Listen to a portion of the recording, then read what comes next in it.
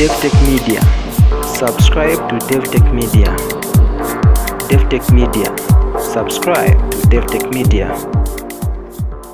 Sanibonani, dumelang kaofela, goeienaand.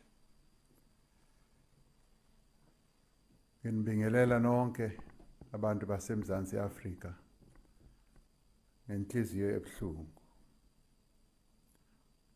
Ngilidumedisa kaofela kapelo ebuhlungu. Ngilidumedisa batho bote ba Afrika Tshipembe Kambiru Ibabao. I address you this evening, South Africans, with a heavy heart. Over the past few days and nights, there have been acts of public violence of a kind rarely seen in the history of our democracy. Property has been vandalized and destroyed. Shops have been looted. Law-abiding citizens have been threatened and intimidated. Workers are scared that they may not be able to return to work. People have died. At this hour, there are several families in our country that are in deep mourning. I speak of the families of Nkosikona Chiza, Dumiso Shezi, Kaya Mkize, Zitembe Ndwandwe, Lindani Bengu, and Lindokuhle Kumete in Gauteng. I also speak of the families of Bekani Ndlovu, Themba Mthembu, Aphiwe Gama, and Cebo Dlamini in KwaZulu-Natal. Even as we know the high costs of this violence to property, to livelihoods, and to businesses, the loss of human life is the greatest cost of all.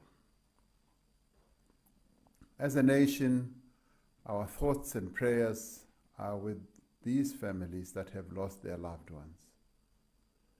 Many South Africans are at this hour counting the cost to their livelihoods and property.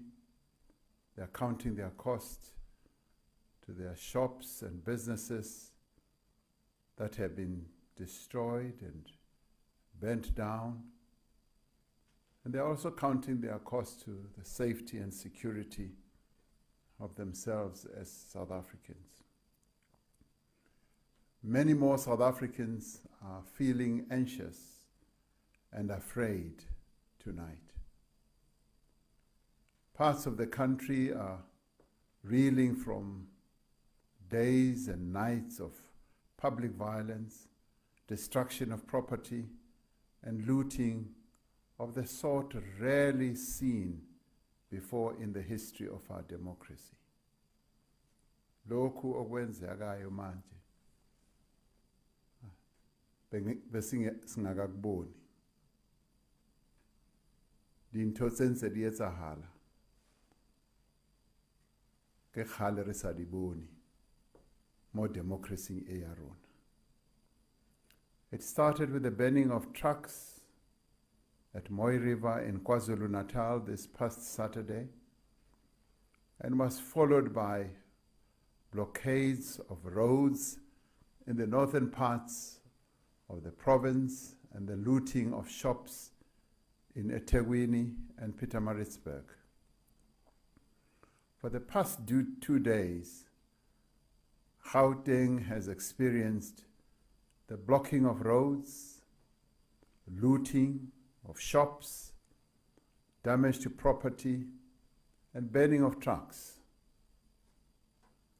Thanks to the work of our law enforcement agencies, 166 suspects have been arrested in KwaZulu-Natal, and 323 suspects have been arrested in Gauteng in relation to these incidents.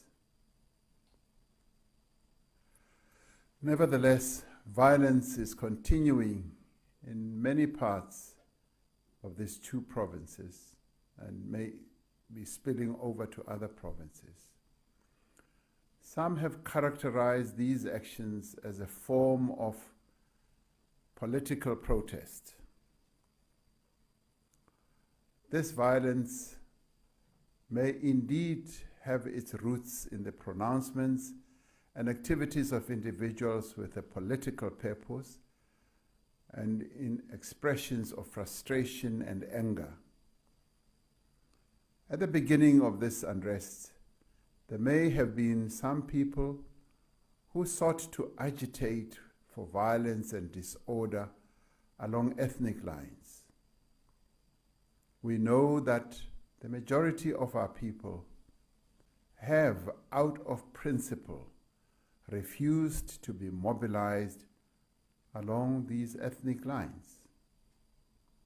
However, what we are witnessing now are opportunistic acts of criminality with groups of people instigating chaos merely as a cover for looting and theft. There is no grievance nor any political cause that can justify the violence and the destruction that we have seen in parts of KwaZulu-Natal and Gauteng. Our Constitution guarantees the right of every person to protest, to organize, to engage in free expression and free association. Our Constitution is very clear on these issues. It gives every person an equal right to protection before the law and confers on every person a responsibility to respect and uphold the rights of others. Our Constitution is the foundation of the rule of law in our country. And this is a right that was fought for by many in our country, and many people laid down their lives so that we can have this right. It is this rule of law that guards against the abuse of power, that protects the poor and the vulnerable. It is this rule of law that enables our society to function and our economy to develop in the interests of the people of South Africa. The victims of the violence that is unfolding now, the victims being the workers, the truck drivers, business owners, the parents and families of those who have lost their lives, have done nothing wrong whatsoever. Although these may be opportunistic acts of looting driven by hardship and poverty, the poor and the marginalized bear the ultimate brunt of the destruction that is currently underway. As I said, shops have been looted and infrastructure has been destroyed. This means that our sick cannot get medication from pharmacies. Food does not reach supermarket shelves, and health workers cannot go to work. We will soon be facing a huge risk of food insecurity and medication insecurity in a few weeks. Our vaccination program has been severely disrupted just as it is gaining momentum. This will have lasting effects on our ability to consolidate some of the progress we are already witnessing in our economic recovery as well. These disruptions will cost lives by cutting off the supply chains that sustain our food, our health and production systems. The path of violence, of looting and anarchy, leads only to more violence and devastation, as well as suffering. It leads to more poverty, more unemployment, and more loss of innocent life. This is not who we are as South Africans. This is not us. Time and time again, we have chosen a different path, a path of peace, a path of engagement, and a path of democracy. We have chosen to pursue dialogue and protest rather than violence and chaos. Each of us, no matter our position or our circumstances, has an interest in maintaining and upholding the rule of law in our country. It is therefore a matter of vital importance that we restore calm and stability to all parts of the country without any delay. It is vital that we prevent any further loss of life or injury or destruction of valuable infrastructure and property that sustains the lives of our people. Yes, it is important that we protect property. We are therefore mobilizing all available resources and capabilities to restore order in our country. As a Commander-in-Chief of the South African Defence Force and our security forces, I have today authorized the deployment of the Defence Force personnel in support of the operations of the South African Police Service. The National Joint Operation and Intelligence Structure, known as NetJoints, has intensified deployments in all the affected areas in KwaZulu-Natal and in Gauteng. The South African Police Service is putting measures in place to call up operational members from leave and rest days to increase the presence of law enforcement personnel on the ground.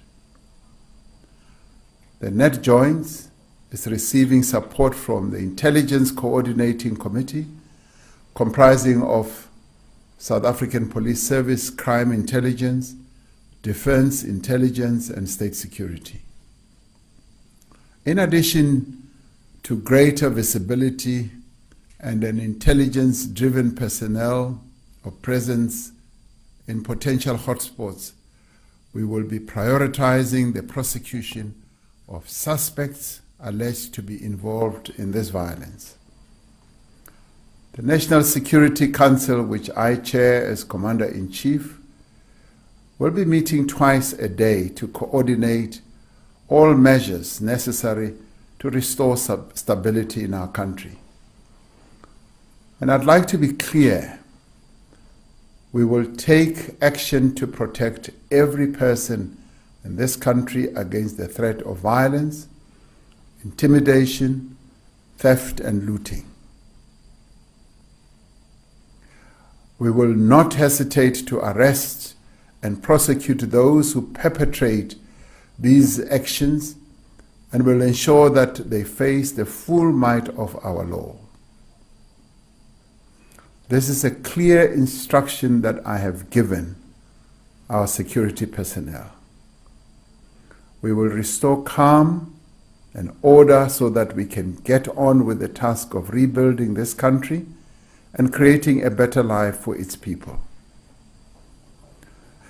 The passage of time has not erased from our memories the dark days when sinister elements stoked the flames of violence in our communities to try to turn us against each other. We live with these memories still. But we also remember that as we were preparing for democratic change, we came together as a society to end the violence that was rampant in many communities. Re ile ra ipha nako hore re buisane hore dintwa di fele mahara rona. As we confront this challenge, we should remember how, at another time in our history, as we were preparing for democratic change, we came together as a society to end the violence that was rampant in many of our communities. We came together as religious leaders, as traditional leaders, as trade unions, as businesses, community organizations, political parties, non-governmental organizations, sporting organizations, and many others to bring peace to our nation. Now we need to come together once again, for each of us to play our part in restoring calm to these areas that have been affected by violence, for each of us to stand up for the rule of law and for the peaceful resolution of the situation that confronts us. This afternoon, ministers and senior officials in the economic and security clusters met with Business Unity South Africa to take stock of the situation and to develop coordinated actions.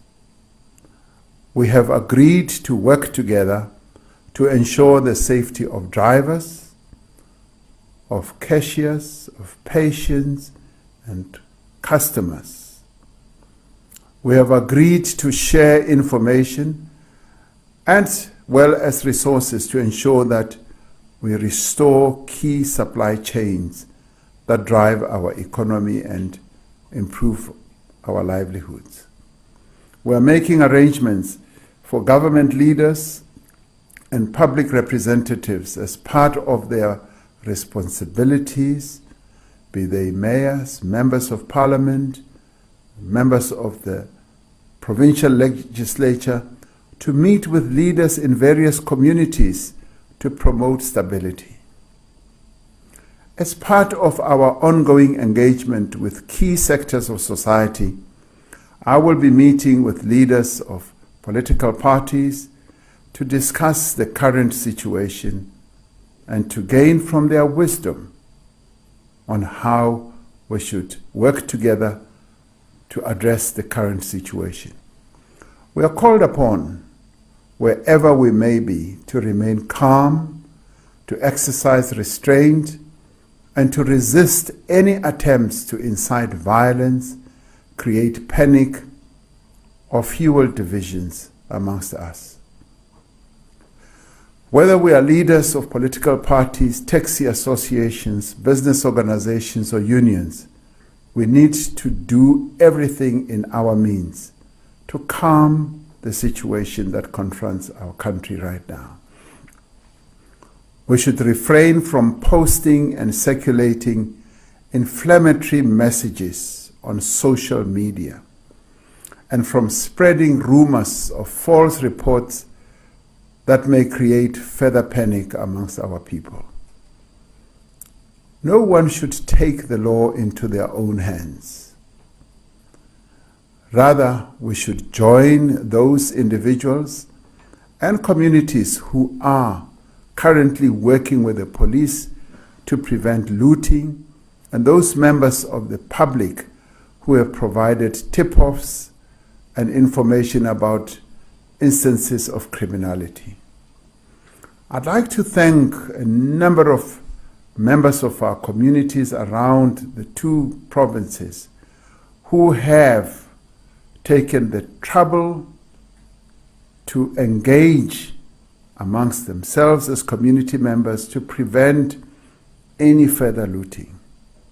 I'd also like to thank the operational members and commanders of the South African Police Service and other agencies for their response to acts of violence and provocation, which has helped to avert bloodshed and to limit the loss of lives.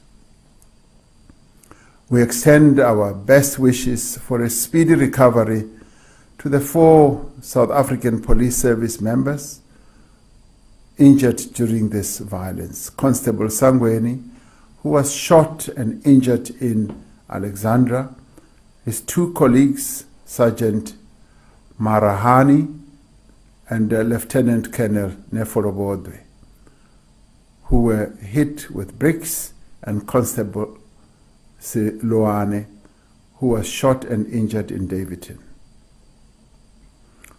Fellow South Africans, this violence and destruction takes place in the midst of a devastating pandemic. There is a danger that these events will lead to an even greater surge in infections, putting many more lives at risk and placing a greater burden on our health facilities and personnel. And as it is now, a number of health personnel have stayed away from their duties because of the fear of being caught in the crossfire. There is also a danger that our vaccination program will be disrupted in some areas, just as we need to significantly expand this. Today, the Acting Minister of Health informed me that they had to stop the vaccination program in a number of places in the country. We cannot allow this to happen. We will not allow this to happen. We've got to act. This moment has thrown into stark relief that what we already know, that the level of unemployment, poverty and inequality in our society is unsustainable.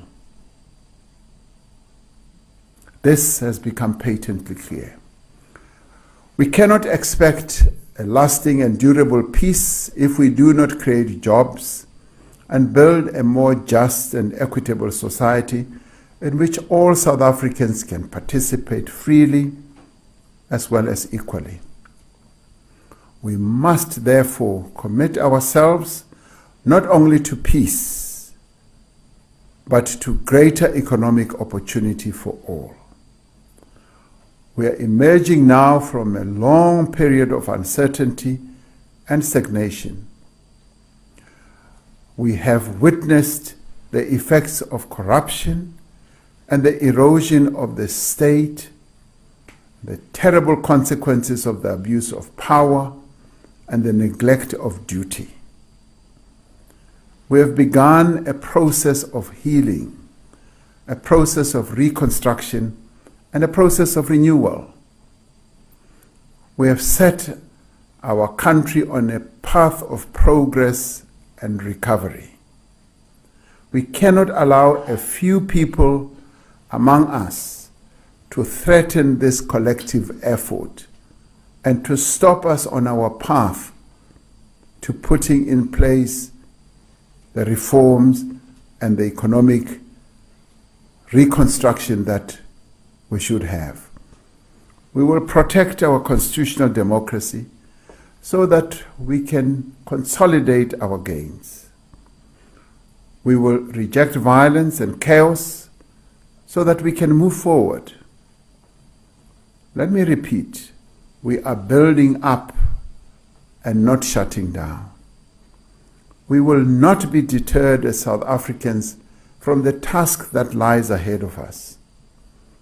We are faced, as we have been faced many times before, with a moment of great challenge and great promise. Let us choose the path of peace and renewal and shun violence, Let us stand firm and emerge stronger. Together we will defeat those who seek to destabilize our country, who seek to reverse the gains that we have made. We will stand as one and must stand as one, united against violence, unanimous in our commitment to peace and to the rule of law. This is what we must do as South Africans. And this violence that has engulfed some parts of our country must come to an end. And let us work together to bring this to an end. Davi-tech-media. Subscribe to Davi-tech-media. Davi-tech-media. Subscribe to Davi-tech-media. Thank you very much for tuning in at Davi-tech-media. Remember, Davi-tech-media is the media that shares news, trending videos, political news, gospel music, as well as entertainment. Please don't forget to click that subscription button and that notification bell to be the very first person to receive the video that will be produced and posted by Davi-tech-media. Davi-tech-media, updating you.